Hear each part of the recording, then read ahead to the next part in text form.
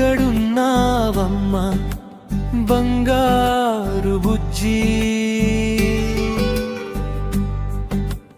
ఎక్కడ వెళ్ళావమ్మా నా తల్లి జ్ఞానేశ్వరి.